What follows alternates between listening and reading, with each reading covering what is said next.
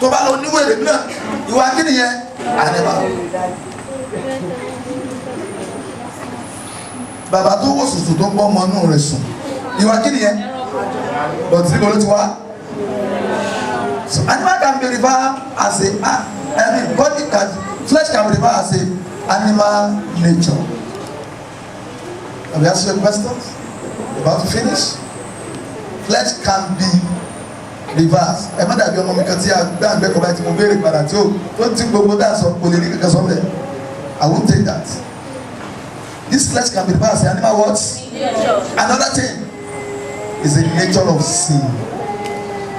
Body is a nature of sin. I've been praying to God since 30 days.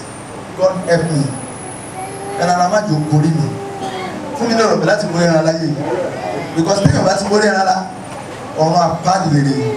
Gbogbo téèyàn bá ṣe láyé, wọ́n á jẹ́ kó jóná. Ọlọ́run iṣẹ́ mi ò ní jóná láyé. This is what it means by the flesh. And there's to sum up what flesh is. It's all the habit to sum up what flesh is. Number one. To sum up. Láti sọ gbogbo ẹ̀ lápapọ̀ kò tí ara jẹ́. It is all the habit patterns. Ìwà àbínibí that we have developed over the years to meet our need out of our own resources. It is what we call a self-life. Ìgbé ayé ara ẹni, ìgbé ayé ìwà ara ẹni. Ẹ̀yin ọmọ mi, ìgbé ayé kí wọ́n pè é. Mo ti ẹ̀ develop yẹn. Ó wù mí ní ìsìnbáyà láti báyà ṣeré. Ó wù mí láti báyà ṣeré ní ìsìnkú rẹ̀. Mo wá bó ṣe wáyẹ̀ tó sábà ṣeré tó kì mọ́lẹ̀. Ìgbé ayé láti dì. Mo fẹ́ mu tí ní ìsọ̀sẹ̀ àbò òsì kẹ́sà wú ọ̀jẹ̀. Mo sá ní ìdí owó ebi pọ̀. Bọ̀wá mo wá mo sì fẹ́ ní owó. Ó bá jí náà jí. Láti ìwà àbínibí, ìwà ara, ìwà ayé ènìyàn to satisfy. So that's why I said it is all of the habits, patterns that we have developed over the years to meet our needs out of our own resources. Note, sometimes we forget the humanity of great men and women in the Bible. They were people just like us. Àwọn èèyàn nínú Bíbélì, àwọn àgbà nínú Bíbélì, mo bẹ̀rẹ̀ sí wo Bíbélì, mo bẹ̀rẹ̀ sí wo àwọn tí Ọlọ́run fẹ́ràn sà, dádì, mo wà tí Ọlọ́run fẹ́ràn. Mo dẹ̀ rí pé àpò èèyàn bíi 50, èèyàn mẹ́rin péré ló ṣẹ́gun ẹ̀ rárá. Gbogbo ọ̀dẹ̀ ni Ọlọ́run dẹ̀ fẹ́ràn. Báwo náà ṣe?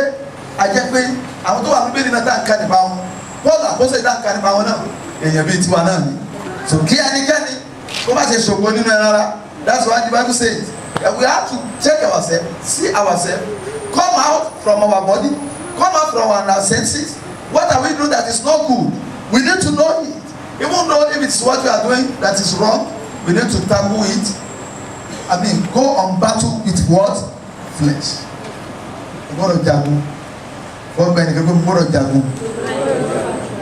Mi ò gbọ́dọ̀ dà. Listen to how Paul described the battle. The battle described his battle with his own flesh. Paul apostoli jagun pẹ̀lú ẹran ara. Ó dẹ̀ describe it. Number 1, verse 15. Only I don't understand myself at all. That's number 1. That's the meaning. Verse 15 says, the meaning is that I don't understand what myself at all. I've got to its stage. Baba, mi, mo ti dé level de tí mi understand ara mi. Nínú àjò mi sẹ́yìn, tí mi ò fẹ́ ṣe rádàrú náà, tí mo lè bá rádàrú lọ́wọ́ rẹ̀. Nínú àjò mi sí ẹ̀, ọmọ òkú kí ló ṣe nípa ẹ̀. Màá dẹ̀ tún ṣe, màá dẹ̀ máa sunkún. Mo dẹ̀ tún ṣe náà mo tún wá mọ́tò rẹ̀ mo lè kú sẹ́kún. Omi dẹ̀ dá lójú. Ibi pásítọ̀. Ọlọ́run mi ò fẹ́ ìjọba yìí. Nínú àjò mi ní àwọn ọdún kẹsẹ̀ yìí.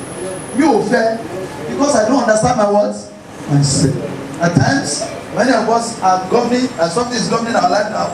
Many of us are behaving, we are doing something that you don't understand yourself. What Apostle said, I didn't understand myself.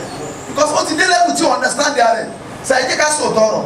Moti, níbi ọdún bíi mẹ́rin sẹ́yìn mo ti lọ́ọ̀bù yẹn tí mo ní lọ́jọ́ kí n fẹ́. Bẹ́ẹ̀ mo ti sọ mo tún kọ̀ lọ́dẹ̀ mo tún òbí rẹ̀ dáadáa mo tún bí mo tún lọ pé tí mo sọ fẹ́ gan kò yé mi gan. You go understand that.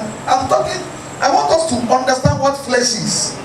So we have a battle to engage with. I need the ogun láti jà. Brother, sister, bẹ́ẹ̀ yóò bá jà ayé yẹn máa finish. Kì í ṣe gbogbo ẹ̀ lóní orí ọ̀fẹ́ second chance. Kí mo pè é? as a man of God, I will tell you the truth, I will not lie. Kí sọ pé ẹlòmíì orí ọ̀fẹ́ second ẹlòmíì tó bá ti wọ̀ báyìí ẹ̀ bàjẹ́. Kí ló gbé ọwọ́ nú ìdè? Kí ló mú kí èso kó dojú pẹ́? Kí ló mú ká yẹ ẹ máa nínú kọ́nà máa là fún ẹ? Kí ló mú ká yẹ ẹ rí rábàràbà? Ó gbé ara ẹlòmíì ẹjọ́ ni, a máa rojọ́ ẹlẹ́jọ́ kiri ni. Kò dẹ̀ fẹ́ ṣe mọ́, ṣùgbọ́n irọ́ láàrin ìṣẹ́jú kan a tún sọ. Irọ́ lẹ́lòmíì ní grade.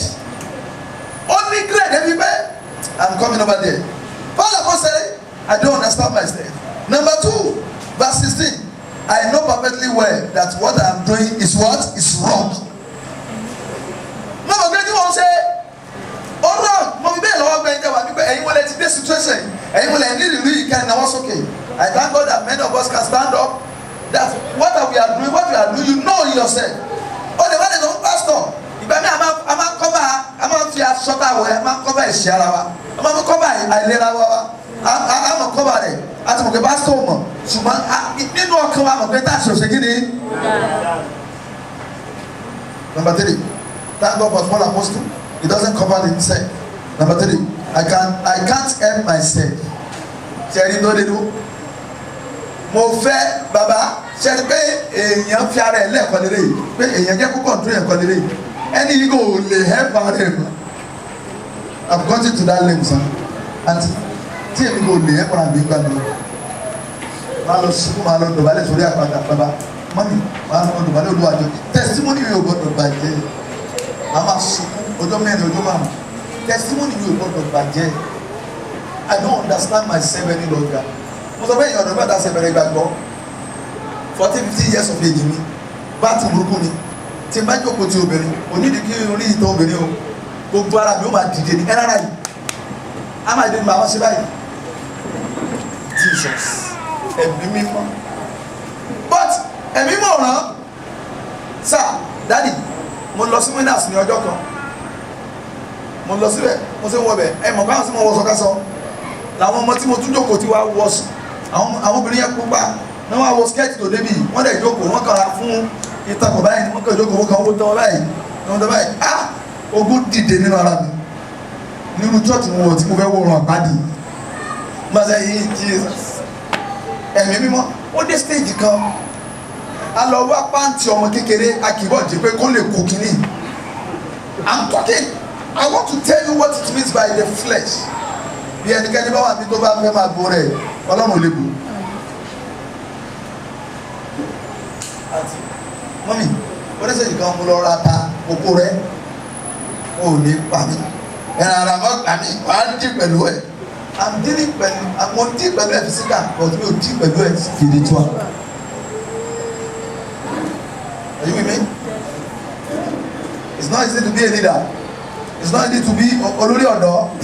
It's not easy to be pastor if care is not taken. You máa fẹ́ yìí jalè. So you need a battle to what? To fight. Tell someone you need a battle to fight. You need a battle to fight.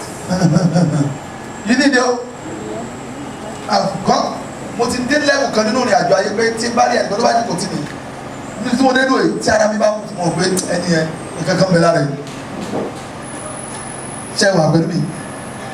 Irú ẹni yẹn máa dín pẹ̀lú ẹ̀ dáadáa. Mi ní bá jà máa bárẹ́kẹ̀ máa block ẹ̀ because èmi kọ́ ní problem yẹn wáyé wọ́n tún fẹ́ ta rẹ̀ ta fa ni. Níbi tí lẹ́bùn dé lóyè we must know ourselves. Don't tell me you are not lying. Don't tell me you are not doing akibaki. Don't tell me you are perfect. Don't ever tell me. I won't tell that. This Paul Apostle said, even though I didn't understand the words myself, I can't help myself. Verse 17. That's the meaning. I can't help myself. Verse 18. I know I am rotten. Oh! Verse 18. It simply means I know I am rotten. True and true so far as my old sinful nature is concerned. Mo ti bàjẹ́ jù ayé mi ò wà òkè kì í dẹ́ ṣe mi nature ara mi ní òjò wà òkè. Mo kí fáwọn èèyàn kó ti wà sùn ní several times ẹ má ta tẹ́tẹ́ adẹ̀ rẹ tó wà mí tó lọ ta tẹ́tẹ́ ẹ rárá burúkú tó bá kó báyìí ẹ mọ̀ gbòǹjẹjẹ bá ti débi ìnáwó ẹ máa dúró àwọn kan tó lọ sí ìnáwó lẹ́nu ọjọ́ mẹ́ta yìí wọ́n sì ẹ tí ó tún wà mẹ́ta tó ti bá rí náà tó padà tó jẹ́ bí mẹ́ta wọ́n tó dì lọ lẹ́ni body flesh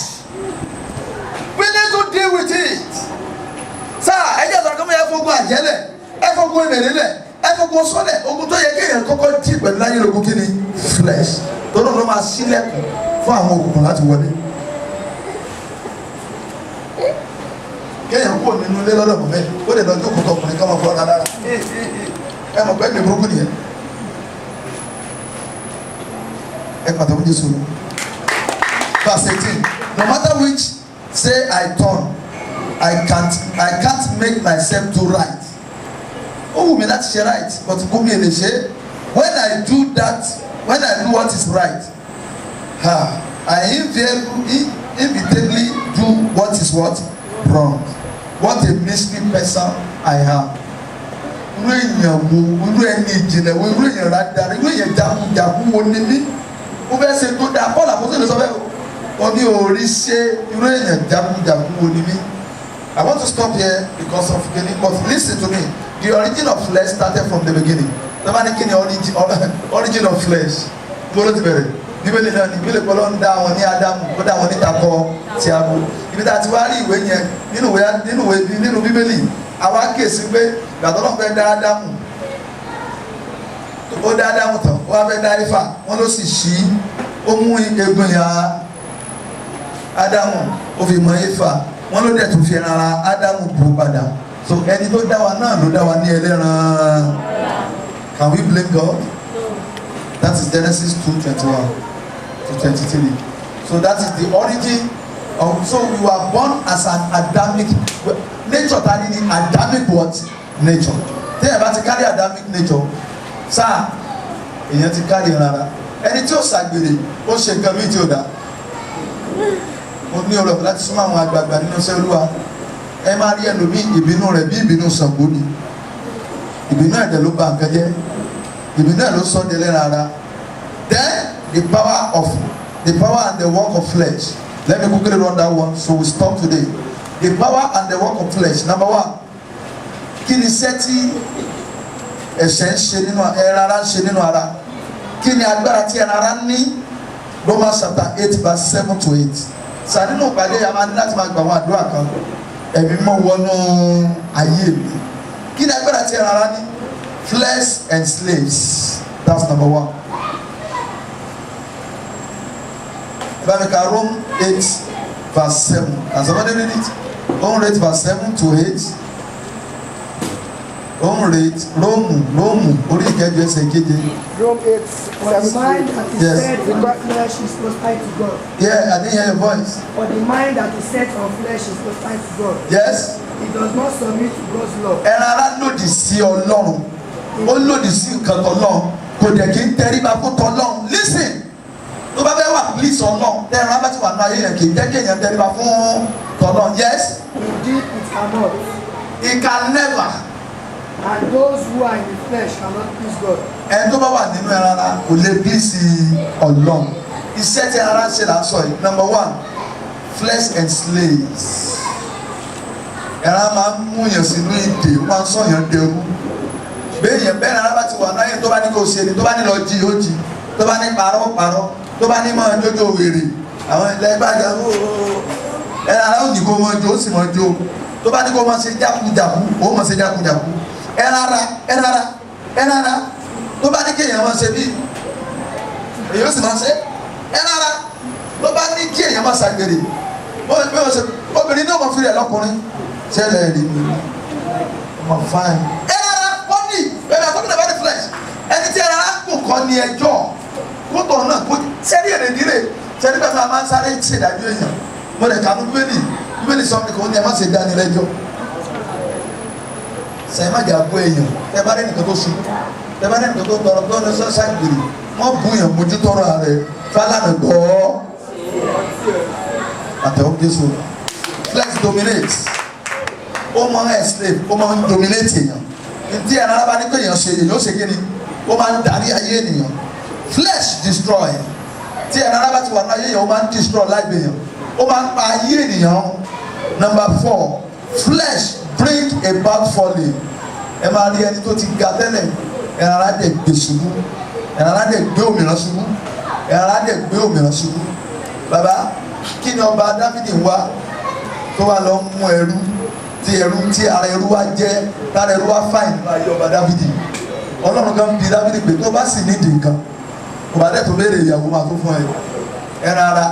Ṣẹ́rí tí máa ní kí n wọnú ilé lọ lóòótọ́ ìgbàlúwà yẹn máa ní extraordinary grace téèyàn ṣe mistake tó ládé dàkẹ́ tádẹ̀ fi jèèyàn tó dẹ̀ máa fààyè gbà fún yàn tí ó dẹ̀ fi jèèyàn ṣùgbọ́n orí ya o ẹni tó ṣe náà ó jẹ gbà o. Flesh destroy life, flesh bring about falling, flesh affect tomorrow. Tí ara bá ti ń jọba náà yéèyàn ó máa ń affect ọjọ́ ọ̀la èèyàn. Flesh mislead people to mischoose. Tí ara bá wọ náà yéèyàn. Number one, wọ́mi ọkùnrin tí ò yẹ kéèyàn fẹ́ ní ojú èèyàn fẹ́. A ló fine, a ní bọ́ọ̀lù yẹn fine, àbúdá ní bọ́ọ̀lù yẹn tọ́jú ni. Ẹ rárá là ń sọ̀rọ̀ pé a ní no, a ní ilé tí mo fẹ́ máa lọ gbé nìyẹn. A jẹ́ kéèyàn ṣiṣẹ́ yàn, a jẹ́ kéèyàn ṣe ayé yàn, a jẹ́ kéèyàn ṣe ìgbéyàwó yàn, a jẹ́ kéèyàn ṣe ọmọ ìjọ, a jẹ́ kéèyàn ṣe ìjọ lọ. Ẹ rárá tí ẹ rárá bá wọnú èèyàn láwọn ìjọ tó ti sí orílẹ̀ èdè yóò lọ. Kí ni àwọn ìjọ tí ìwàásù wọn ti pọ̀ jù ẹja wá àwọn ìjọ tó yẹ pé wọ́n ti bàkà mọ́ tọ́tì kákó chéèdì sọ́wọ́ àwọn ìjọ tó já sí. That is the problem we have now. Ẹ lọ wò dáadáa káàkiri gbogbo ìjọ tó já sí ẹran ara ló ti wọ̀n níbẹ̀. Not the spirit of God. Sir, tí ẹ̀mí ọlọ́pàá ń gbénu wa àwọn bàbá wa tí wọ́n sọ pé ká má tọ̀tẹ̀ ká má wọ chéènì ká má ṣe kíní kan kì í ṣe pé wọ́n fẹ́ ká dàpọ̀ máa yé ni. Wọ́n fẹ́ ká gbégbé ayé tí ẹran ara ò ní ṣe kíni tí ò ní lè tì wá. Tí ẹ tó bá ń lo chéènì tó ń lo góòlù ní kò ní mọ owó góòlù kiri kò ní mọ owó. Wọ́n fẹ́ ká gbégbé ayé ìwọ̀ntúnwọ̀nsì. Ṣé wọ́n sọ̀rọ̀? Wọ́n fẹ́ ká wọ Ọlọ́run. Wọ́n fẹ́ ká wọ Ọlọ́run. Lọ́ba ní kẹ́ máa wọ ṣòkòtò wọn fẹ́ kẹ́ yá wèrè ni. Wọ́n tẹ́ bá wọ ṣòkòtò ìdí yóò yọ kétékété ta. Ẹ rárá flesh. Gbogbo ọjọ́ tí wọ́n ti sọ́mọ́ nìsí wọ́n ti fààyè gbà yín pé ẹ máa gbégbé ayé ara yín lọ ó dọjọ́ náà. Bọ̀dá bá dé ọjọ́ náà ó máa yà yín lẹ́nu pé ara ò ní jẹ́ kéèyàn wọlé. That is why you have to talk here. Workers in the church. Ẹ̀yin workers tẹ́ bá wà níjọ ìtẹ́ bá ń tọ́tì. Ẹ̀yin workers tẹ́ wà níjọ ìtẹ́ ń kó góòlù sọ́run. Mi ò ní kẹ́ máa wọ chéènì o. Ṣùgbọ́n farabalẹ̀ gbọ́ mi dáadáa. Tẹ́ ẹ̀ ń rìnrìn àjò àfi ayé. Tẹ́ ẹ máa ṣe irun báyìí tó yẹ pé irun pupa àti dúdú tó wá máa dàbí kìnìún. Ẹ̀yin tẹ́ wà bí tẹ́ ń tọ́ ọwọ́ tí ẹ máa lo ìkànnà àṣà. Cut me anywhere. It is an act of what? Flesh. Owó ṣòkòtò iṣẹ́ ara ni. Owó mini skirt iṣẹ́ ara ni. Owó àbí every time ló máa kó skirt yẹn sókè bí skirt yẹn gùn gan. Wọ́n á sẹ̀ mọ́ sọ wọn pé skirt rẹ̀ fún àwọn lọ àti sọ fẹ́ kọ́ máa wo tẹ́ ẹni. Iṣẹ́ ara ni. Ẹ̀rọ ń lò ẹ́ nǹkan sí ọ́. Tó bá yẹ kó fẹ́ kí ọdún náà mẹ́bẹ̀rẹ̀ kan sí bọ́ọ̀lù ọ̀sẹ̀ dá ìkẹrẹ ọ̀dà ni. Why can't you pronounce your natural beauty? Why can't you pronounce your natural beauty? Why do you need to bother? Why do you need to bleach? Iṣẹ́ rárá ni. Why do you need to kó irun gbà sí gbogbo bí? Iṣẹ́ rárá ni. You are not an Osama bin Laden. Pàtó tó bá wà mí. Are you tapping? Are you getting something? Yes. Oníwà ní pàtó ìjọba àwọn sọ̀tọ̀ ọ̀rọ̀. Ẹgbẹ́ ní CAC ni wọ́n. This is matter of faith. This is matter of truth. Wọ́n mi sá appearance wa tó bá ti wu ayé gbà mí ò lè mọ̀ wọ́ lọ́wọ́. Ẹ jẹ́ ká gbé ògo Ọlọ́run jáde nínú dírẹ́sì wa. Ẹ jẹ́ gbogbo Ọlọ́run jáde nínú ìwà ara wa. Bínú. Ọ̀rọ̀ yẹn lè ẹni mi ò lajú àbí. Ṣé mi ò lajú ni? Àmúmọ̀rin káàkiri ayé yìí. I am exposed. But at times, flesh make us to do what we want, what we like. Make us to do what we like. Ẹ máa dàwọn lò, ẹ tún wá wọ chain, ẹ tún wá wọ earring kékeré kan, Ọlọ́run ṣẹ̀ṣẹ̀ gbà lọ́wọ́ rẹ ni. Ọlọ́run ó tún wá wọ earring tó wà gúndínlẹ̀ báyìí. Ó wà nílẹ̀ mìíràn báyìí, kó bẹ́ẹ̀ sáré gan, gbogbo ẹ̀ ló ṣe kúrọ̀, ó kúrọ̀. It's a work of flesh. If that's the name of God, we need to know like it. But what are you doing on this thing? You're around nowhere. Oh my God. Ìjọba ìtọ́ra wáyé tó o bá ríra rẹ nínú ọ̀rọ̀ yìí, a jẹ́ kó mọ èṣù gidi ni ẹ́. Because èmi pásítọ̀ yìí gan láti jẹta ni mo ti ń ronú, mo ti ń sunkún, mo fẹ́ tíìtì yìí, Ọlọ́run dẹ̀ ń bá mi sọ̀rọ̀, mo dẹ̀ ń ronú kó Olúwa jọ ṣàánú mi. Bọ́lá jẹ jẹ́jẹ́ lo. Because staying over here, and I have finished life. I agbọ tọ́lítì lọ́wọ́ èèyàn agbògo lọ́wọ́ èèyàn agbẹ ẹwọ tí ẹran aláṣẹ fún Júdà ó wà ní ẹni tó lọ ń bọ́ ọmọ ìyàwó ọmọ rẹ̀ sùn ẹran alákọ̀ọ́kọ́ gbà pa aládé lọ́wọ́ ẹ̀ ó gbàdé kò mọ̀ pé ìyàwó ọmọ òun nìyẹn múra bí aṣẹ́wó flesh wẹ̀dá ṣe flesh ó máa ń gba ògo ọ̀la lọ́wọ́ èèyàn ni ẹran alákọ̀ọ́kọ́ èèyàn sọ̀rọ̀ sọ ẹran alákọ̀ọ́kọ́ èèyàn lẹ́kẹ̀ẹ́ èmú ìwọ àbújọ ẹ̀fọ́ ni àwòrí ẹ̀ dùn àwọn ẹnu ẹ̀yẹ kan ẹnu ẹ̀fẹ́ bí ẹnu aago bàámi ló pa àbí ẹ̀rọ ojú ẹ̀ kó ṣe rí náà kòdò bí ojú ẹranko ìwọ náà lẹ́nu ẹ flesh affect tomorrow flesh mislead people to misuse tẹ ẹran araba ti lo ẹjú wa ṣìyàn wà wá àwọn ìjọ tí wọn kì í sòótọ́ kiri wọn tẹ ẹran araba wọn ní òbí tó bí ẹ kò ní jẹ́ olómi tí ọ̀nà rẹ wà ẹran ara flesh always battle with God flesh always battle with what? God's spirit o máa ń bá iṣẹ́ tẹ ẹran ara ṣe mọ́ sọ fún yín o di mélòó flesh is lovely and caring in nature yeah ọmọ mi bọ́ mi flesh wà lovely gan torí bó ṣe máa ṣe sun máyà ni so inú tẹ ló máa dùn flesh ó wà lovely and caring a tún máa fi ọ lójú èèyàn ayé èèyàn bàjẹ́ ní ẹ o bàbá ní gbogbo tó ń ṣe wà òkè ẹ̀ràn yẹn á lè máa bá tẹ̀yẹ̀ jẹ́ lọ á lè máa fẹ́ yẹn lójú wáyì bó ṣe ń fi ọ lójú yẹn tí ó tó ń dùn mẹ́ yẹn tí nǹkan dùn mẹ́ yẹn ìtumọ̀ ẹni caring tí tó ń ṣe tó ń dùn mọ́ tó yẹ kó sọ́lẹ̀ tó ń dùn mọ́ tó ń gbádùn rẹ̀ ó fẹ́ destroy ọjọ́ ọ̀la ni how they destroy life. Another thing, flesh is a gateway. Flesh is a gateway to bondage. Gateway to what? Oppression. Number 2, bondage, oppression, effortless, frustration, and condemnation. Bondage, oppression, effortless. Kéèyàn máa ṣiṣẹ́ iṣẹ́ ní erin kó mọ́ kàn tẹ̀ rí èrè ẹ̀ iṣẹ́ rárá ni. Frustration, kéèyàn kàn máa ní ìdojúkọ kí gbogbo nǹkan máa dàrú mọ́yàn lọ́wọ́ ẹ̀rọ ara iṣẹ́ tó ń kọ́ sí ni. Condemnation, káyé kọ́ọ̀yàn kọ́lọ́ǹgẹ́ kọ́ọ̀yàn iṣẹ́ rárá ni. Ọlọ́run ò ní kọ̀ wá o. Flesh humiliate once. Flesh what? Ó sọ̀yàn dè yẹn gbẹrẹ. Wọ́n ní adúrú ẹ̀ ìwọ́n wá jíwó báyìí náà adúrú ẹ̀ yẹn á máa wọlé dó adúrú ẹ̀ ìwọ́n wá ṣe nǹkan tí yóò dá báyìí. Flesh ó humiliate èèyàn ó humiliate èèyàn ó ti sọ̀yàn dè yẹn gbẹrẹ jù tí flesh tí pàtàkì flesh bá mú yàn tán ayé ò ní respect ẹ̀ mọ́ wá ní kíni mo sọ fún ọmọ mi kan mo ní ẹ lè má gbórí rí bọ́tà àwọn tó bá ti dàgbà bí agbọ́rí téèyàn bá jalè lẹ́ẹ̀kan tó mú nǹkan oníkan lẹ́ẹ̀kan orúkọ ẹ̀ bàjẹ́ for life. A máa ń kọ́ nínú orí wa Yorùbá ẹni tó bá jalè lẹ́ẹ̀kan pàmpàm tó bá dàrán borí pàmpàm aṣọlẹ̀ ló dàbóra tètè dàbóra pẹpẹ ọ̀làgìtì. What is the know that? Ìjọba ìbá ti ṣe mistake jalè tí ayé bá lè rí ọ pé ìwọ ló jí nǹkan báyìí àtijọ́ yẹn lórúkọ yẹn ti máa wà lára yẹn títí láyé kéèyàn máa dàgbà tí ẹ bá rí ẹ tó rí yẹn jọ́jọ́ yẹn jalè yẹn á máa sọ pé bàbá alágbájá tí ẹ tó jalè bí ni wọ́n máa fojú ẹ̀wọ̀n títí èyí èkú ni I am telling you the fact ó máa yẹ lẹ́nu pé wọ́n á wọ ọmọ rẹ títí wá àwọn tó máa ní kí lórúkọ rẹ orúkọ mi ní tó lápọ̀ kí n má dárúkọ mi tó wà ní tó lápọ̀ ọmọ Akínsàwẹ̀ orúkọ rẹ ní tó lápọ̀ ọmọ Akínsàwẹ̀ bàbá wọn dà bẹ̀rẹ̀ pé Akínsàwẹ̀ kò nìyẹn o bàbá wa Akínsàwẹ̀ tó gbé ní orílẹ̀ gbà kan bí onígbà gidi kan mọ́gọ́ o àwọn yẹn ní pé Akínsàwẹ̀ tó dúdú báyìí tó ga báyìí ọmọ mi ò lè fẹ́ ọmọbìnrin ọmọkùnrin tó lè bàbá rẹ̀ ó lè ní sẹ́fún ọba yé ẹ̀jẹ̀ ẹni tó ń jalè ó ti fi bílẹ̀ fún ọmọ tó bá bí lọ́la ó ba yí ọjọ́ ìran ẹ̀rọ jẹ́ òun gẹ́gẹ́ bá pọ́sítọ̀ ó ba jẹnẹrẹ́sì ó ba máì bẹ́ẹ̀ náà lẹ́yìn tó lọ ká ti ìyàwó nílé tó jókòó tí ìyàwó tó sàrànjú bọ̀ ẹ̀ràn ara kéèyàn níyàwó mẹ́ta ń lé kó wa lọ mú ìyàwó kán wá lé mọ́gùn fún kí ló pa á.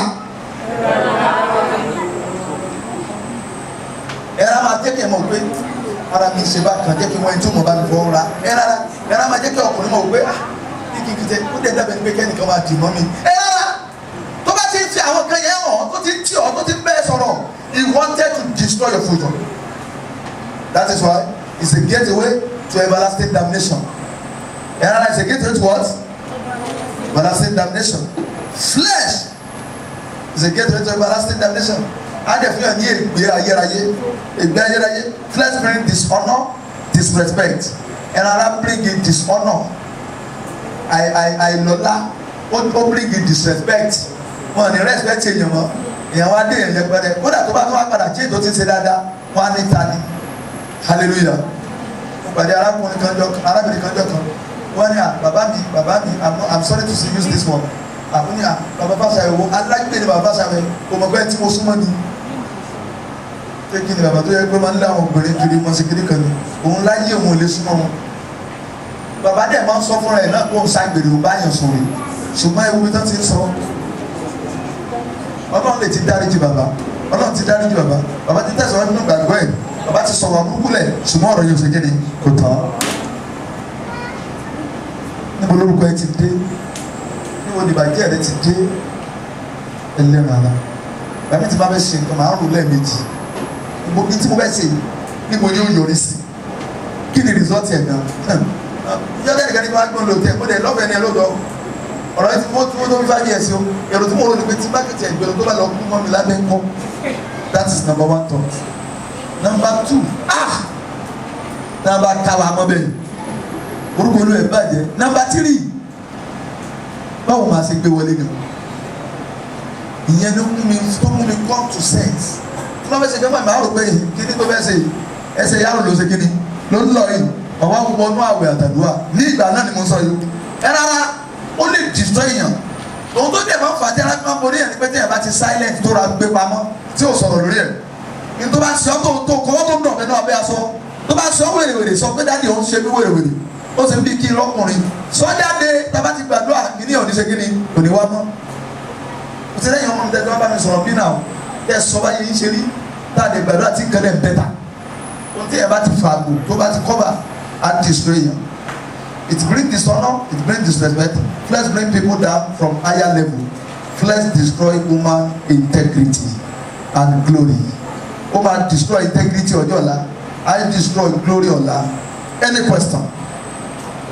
So we talk about the act of flesh by the grace of God, maybe in the midnight or tomorrow morning. Act of flesh. Any question? Yes. About this place, God wants a Ọlọ́run máa ń fẹ́ ẹni tó neat. Tí èèyàn bá ti ṣe olùgbọ̀njù kò kì í mú kéèyàn fáyìn wájú Ọlọ́run. Ara àwọn ìwà sínú kò sínú Bíbélì. But ẹ̀rọ ara fẹ́ kéèyàn wò pé ti bá torí lẹ́nu ọjọ́ mẹ́ta ní sàwọn ọ̀dọ́ tó ṣe nísìn. Wọ́n náà fẹ́ fún gbẹ̀rẹ̀ kán lè rí àwọn bí àgbàlagbà. Kán lè rí pé àwọn náà style tó ṣe US ní ìsìn nìyẹn. Wọ́n wá dàbí Osama bin Laden. Ọkùnrin ni wọ́n Christian ni wọ́n gáì tó fi ṣe gáì nìyẹn ní ìsìn irúgbọ̀n. Gbogbo tí ayé bá ń ṣe you drop it. Tí bá ṣe irúgbọ̀n ní ìsìn ṣé kẹ́lẹ́ rẹ̀ pé mo dàgbà. Ṣé ẹ láì mo ṣe look young guy? Look young guy. Ẹ láì kẹ́.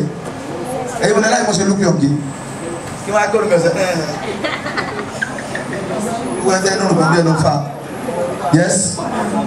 Question. Is there ever possible for us to do without flesh? Yes, it's possible. That's why we are teaching this. It's possible, but we get there very soon. It's a lecture. I have everything.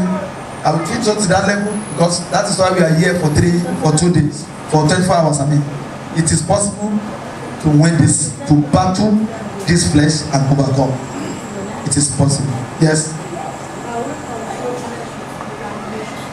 Yes, that's one of the things. We can control flesh with determination, but to an ultimate level. Could the thing about control with determination, I must see desperation. I want desperate, but desperate is coming to the sugar. So you will control the level. Come to the try. Pẹ̀lú determination. Láyé mi ò ní ṣe. So èyàn lè try, but flesh máa ń control èyàn. Ó ẹ̀mí ni. Ṣé mo bí ẹ̀mí wèrè ṣe máa wọnú èyàn yẹn? Tí ẹ̀mí wèrè bá wọnú èyàn tí ẹ̀sẹ̀ tí ó dé mo bá sọ́dẹ̀ lójú gbogbo èyàn. Tí ò ní rí náà rí nǹkan tó ṣẹlẹ̀ mọ́. Bẹ́ẹ̀ ni ẹ̀mí flesh. Tó tó bá ti wọnú ara èèyàn ní tó bá ní kéèyàn máa ṣe lákòókò yẹn lè yóò máa ṣe láti sọ ẹgbẹ́ mi determination gbà mí ó lè má lágbára lé lórí. Yes, I will tell you how we can do with it. Yes. You are trying to battle the flesh and it's trying to influence you. How can you battle it? We will battle it. That's why we are here. What I want from all of you that don't miss all this lecture. I have about 10 pages here. I've just done with 1 page. I mean 3 page, 2 page or 3 page. So, we will stop by the battle and we continue. Flesh is a dog of what? Dog of war. Tá a bá dín pẹ̀lú ẹ̀, ìgbà tí mo ka mẹ́rin débi kan, ìjẹ́jẹ́ mọ̀ pé bí Ọlọ́run ṣe ń bá Ábúráhámù sọ̀rọ̀ lójúkorojú, a máa sọ̀rọ̀ lórí ẹ̀ lọ́la àbí lálẹ́. Bọ́lá ṣe ń bá Ábúráhámù sọ̀rọ̀ lójúkorojú. Pásítọ̀, tọ́lọ́ ń dín pẹ̀lú Ábúráhámù lójúkorojú. Mọ́mì, tó ní mi ò lè ṣe kékeré má sọ fún Ábúráhámù. Ṣé àpẹ Ábúráhámù ẹ̀rọ aládé pa àkànjẹ́ lọ́wọ́ ẹ̀? Kí ló ti Ábúráhámù tó fi lọ bá ẹrú sùn? Flesh! Lónìí náà ṣe àwọn ẹbí ẹ̀rọ di Muslim nìsí. Torí téèyàn bá jẹ flesh lónìí tínú rẹ̀ nítorí dùn mọ́ kó ro ohun tí ó ṣẹlẹ̀ lọ́jọ́ ọ̀la. Ọ̀pọ̀lọpọ̀ àwọn tó ń bilé lórogún nìsí flesh ló bí. Ẹlòmíràn ọkọlọ́kọ lọ kórìbó lọ fọ́kọlọ́kọ. Ìgbà tó ti fọ́kọlọ́kọ tí mo gbé tó bá bá ń bẹ̀ ló máa bá. Flesh ni. Oh, are you with me? I will teach you the right thing. Then I will not be a liar to you. Never. Then we have to overcome this what? Sir, mo bá ìdàdé bí kan, mo ti sọ fún yín rí, mo gba bíríbírí méje lọ́nà, bíríbírí mẹ́ta lọ́nà méje. Pastor, evangelist, bíríbírí mélòó?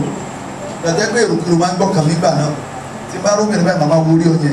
Tí bá wo irú kí lélẹ́yìí, wọ́n á bẹ̀rẹ̀ dry fasting. Dry fasting, mo kọ́ gba 3 days. Ọ̀sọ̀ọ̀sẹ̀ ni mo gba 3 days. Màá gba àsìmí, following race. Mo lọ ń ta orí òkè ni o. Ìyá mi ń gbà yẹn sọ fún mi pé màmá tó bí náà mo ní sọ fẹ́ parẹ́ yìí. Ṣé ìwọ ló bá Jésù ni? Wọ́n àmọ́ ẹgbẹ́ rárá ni mo ń dì pẹ̀lú. Tó bá jẹ́ pé mi ò bá dì pẹ̀lú ẹgbẹ́ yẹn sà, èyí tí màá ti fún lóyún bí oṣù tó mẹ́ta. Mr. Timothy yìí. Orí fún kẹ́ni ti bẹ̀rẹ̀. Ẹ jẹ́ ká máa sòótọ́ ọ̀rọ̀. Because o nílẹ̀ ní ìmáradúró. Fún kẹ́tẹ́ bí ó ṣe síta rẹ̀ lẹ́nu. I'm telling you, I will tell you the truth. Èmi máa tó ọ̀sán tó kún kẹ́sì tó wọ̀ yóò dá sórí ẹ̀ o. Àbí mi kí tó fẹ́ gbà mí. Mo gba ẹ̀kọ́ dáadáa, ẹ̀kọ́ dáadáa. Ìgbẹ́ kò ṣe mí o, but mo wò ó pé anybody can come at any time. Ọ̀gá nígbà yẹn ni tí mi ò tètè jókòó tì sá. Àwọn ẹ̀dá chọ́ọ̀chì tí mo pásítọ̀ níbàdàn wọ́n ti lé mi kó lórí iyọ̀. Lórí mo ráwọn tó gbé wá plain tí wọ́n yọ ọ́ lẹ́bàá ìpẹ́dá di kíní fan. Kémi náà dẹ́ni ó dà. Ṣùgbọ́n ká ní mi ò sẹ́gun báyìí màmá pé ká nígbà yẹn ni èyàn mọ̀ wọlé ní ayé yóò rẹ̀ mọ́ bàjẹ́. Wọlé kó jáde ayé rẹ̀ ṣe kíni ó lẹ̀ bàjẹ́. Ẹ rárá. I'm telling you the fact this is a real war. Ṣé ẹ láì mo ṣe máa ń sọ̀tọ̀ ẹ̀? Nani ò fà mí? Ṣé kò sẹ́ni tí ò fà mí? Flesh kéèyàn kẹ́tì ẹ̀sùn tí ọ lẹ́gbẹ̀ẹ́ kó mọ́ lè rọrùn sùn kọ́ọ̀dọ̀ sùn tí ọ kó mọ́ lè gbádùn ẹ̀mí burúkú ni o. Kó sùn lẹ́gbẹ̀ẹ́ ọkùnrin bẹ́ẹ̀ ẹjọ́ lọ́bì kan ìkànjọ́ pàdé àbí ẹjọ́ lọ́bì kan kò àtìlẹ́yìn bẹ́ẹ̀ ṣe ẹ̀dẹ̀ bára yín ní ibi yàrá kan náà kí wọ́n á mọ̀ lè sùn kọ́mọbìnrin yẹn àbí kọ́mọbìnrin yẹn mọ̀ lè sùn kọ́sẹ̀ kó sábà wò pé bí akẹ́ni ẹ̀sà fọ́ ọkùn ẹ̀mí burúkú ni ó pákùnrin mọ̀ lè sùn ìyàwó mi mọ̀ nípò kankan tí bá ti ń daṣọ borí báyìí ó dọ̀la àbí tí bá ní sòwò ẹ̀tọ́kàn rẹ̀ bá dọ̀tí ní ìró olóṣù lálẹ́ ẹ̀tọ́kàn rẹ̀ bá dọ̀tí ní ẹ̀dá alábàdàn ní ọ̀sẹ̀ tẹ́sí láago mẹ́kànlá ayọ̀ àdìsí I love you láago mẹ́kànlá kí ló dé láti insulate àtúndé lẹ́bù kan ẹ̀lẹ́mí àtúmọ̀ sẹ́ndì òwe sí àwọn ọ̀rẹ́ nude picture ìyẹn náà sẹ́ndì ẹ̀ sí I'm moving my body is moving wọ́n àdéhùn tó ṣe sex lórí o fóònù ẹ̀rọ bá yẹ lórí ìjẹ́ flesh ẹ̀wọ̀n ẹ̀mọ̀ jẹ́ fi ojú kékeré wọn náà sọ yó bátù tó jẹ́ tó lè bá yé yín jẹ́ lọ́la nìyí bátù tí ẹ̀ bá ṣẹ́gun ẹ̀ tó lè destroy ọjọ́ ọ̀la yín sáà a máa mú kéèyàn kán mú kéèyàn wá gbé lọ́dọ̀ èèyàn kéèyàn dẹ̀ mọ́ bá sùn. A máa mú kí ọkùnrin kó di ọlọ́mọ kó di ọlọ́mọ méjì mẹ́ta. Hallelujah. Olórogún abáṣe kí ni abádìde kò rẹ́dí láti gbóyún tẹ́lẹ̀ ó kàn pé jẹ́ sáré jẹ́ lọ́mọ abáde yẹn bá ní ẹjọ́ sáàmì èdè gbóyún lẹ̀ lọ́ba dẹ́ di pé dandan yóò gbà ṣé kò ní gbà tó bá gbà ó ti bí orogún lẹ̀ fún àwọn ọmọ yẹn. Flesh ní tí ẹ̀ bá ṣe ló máa ń dùn torí mo sọ pé wà kẹ́hà ni ó wà lọ́bì ìgbà tó bá ń ṣe tìkí náà ló máa ń dùn mọ́ yẹn kì í ṣe ọ̀rọ̀ agbèrè nìkan ó lè tàbí ìwẹ̀ ìrí tàbí anything tó bá ti jẹ́ ẹ̀ṣẹ̀ ìṣògùn ìbọ̀rìṣà ìrédìí òru ọtí mímu ẹni tó ti jẹ́ àwọn tí ẹ̀ bá ṣe yẹn máa ń dùn kò dùn máa ti ẹ máa jókòó bí ba ti ní wọ́n dẹ̀ máa jó chicken ọ̀nà ọdún ẹ̀ bá dùn mọ́ wọn bọ̀ ayé wọn ṣe kí ni ó ń destroy anything you are doing gbàtí yẹn ń ta tẹ́tẹ́ kó dùn mọ́ ni àwọn nàbà sí spaghetti bàbá dé ọba ní gbèsè lé bàbá sunkún lé ẹ rárá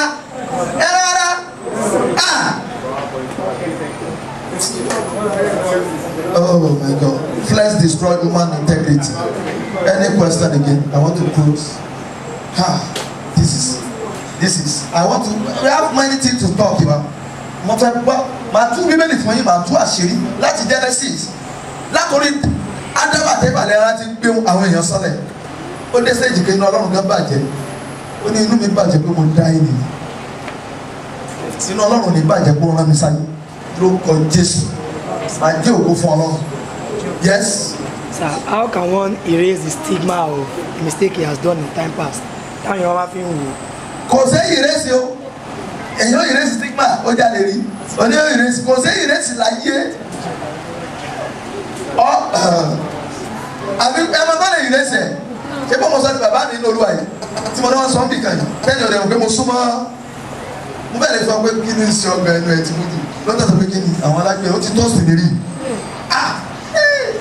ní gbogbo àwọn ènìyàn bá sọ̀rọ̀ àdúgbò bàbá bá sẹ pé bẹ́ẹ̀ mo náà bàbá sẹ kùkú kí mi bò á nígbà tí mi ò mo jẹ́ pásítọ̀ sí mo tó ń ságbèrè gbà náà ṣùgbọ́n ní ìsín Ọlọ́run ti ṣẹ́ o ọ̀nà kan tó gbélé ìrẹsẹ̀ ṣe sọ káwọn ẹ̀ tó gbọ́ ló lè gbére lóde òdìgbé ní ìgbà kan rí má ti jú tó bá jẹ́ oníwàásù má ti jú tó ti ṣe tí ò dáa ebó mo ti sọ àwọn kọ̀ọ̀kan fún yìí tó jẹ́ ìrírí tèmi ti rírí ní ìgbà kan rí èmi náà ti jalè rí mo mú nǹkan oníkan àwọn èèyàn níyà tí sì kó pásítọ̀ so kẹ́nìkan tó náà wọ́n ta pé ó mọ̀ ló ń jalè dàbí kó tó sọ pé o lè mọ̀ nígbà kan àwọn èèyàn sọ pé kí ni àwa gan mo sọ fún wa rí that is only thing you can do ẹ̀ṣẹ̀ ẹ rárá o ní pé bòmí kí n pa ọ́ tú mi sílẹ̀ kí n fi ọ́ lẹ̀ and I'm yes have somebody stabbing somebody is getting ṣe ní dábàá tó bá dé stage gẹ́gẹ́ sẹ́wọ́n bẹ̀rẹ̀ àdúrà ẹ̀mí mímọ́ ni kẹjá máa bẹ̀rẹ̀ fún torí ọ̀nà kan láti bọ́ lọ́yẹ̀ láti pé kí a kún fún ẹ̀mí ẹ̀rọ ara yẹn ò ní ṣe kí ni kò ní sọ wọn ló ràn mí lọ́wọ́ díẹ̀ o ẹ̀mí máa ló ràn mí lọ́wọ́ díẹ̀ o sà kí mo ló ràn mí lọ́wọ́ kò sẹ́ni tí o fẹ́ ṣe wèrè o Holy Spirit ni o mama kò sẹ́ni tí o fẹ́ ṣe wèrè o ẹ̀mí mímọ́ ni tí ẹ bá kún débi kan tó a ṣe kaba ẹ̀yà rẹ̀ ṣe dára ẹ̀mọ́ yà á fún ẹ ní signal ó sọ fún ẹ pé no don't dare that èròkèrò àwa sí èròkèrò wà sọ́kà ẹ̀rí pàṣẹ ṣẹ́gun èròkèrò àwa náà títí ní sọ òun wá wọ́n yìí wá ṣùgbọ́n ẹ̀mọ́ ní ẹ̀fọ́ pé no you can't get there you can't do that Holy Spirit àbá jack èèyàn that is why o tó gbè ní bàtú nìyẹn ẹ̀hán yẹn dé ẹ̀mọ́ náà wọ́n máa bá bàtú àdáwọ̀ àwọn ṣe gbùgbù ìgbùgbù ẹ̀ pàdé oúnjẹ sọ̀rọ̀. What are the characteristics of flesh to detect the presence of flesh in one's life, and how does it work? We are coming there because I would like to. The Bible let us know the art of flesh, and the Bible let us know the way. In this teaching, I've put it down, instrument of flesh. So, but we have not gotten there because the time has come. Our Father has given me a time, so I don't want to use another láti kọjá time mi. So, ẹni ká wọ́n bínú ẹjọ́, ẹni ká bàbá wọ́n bínú.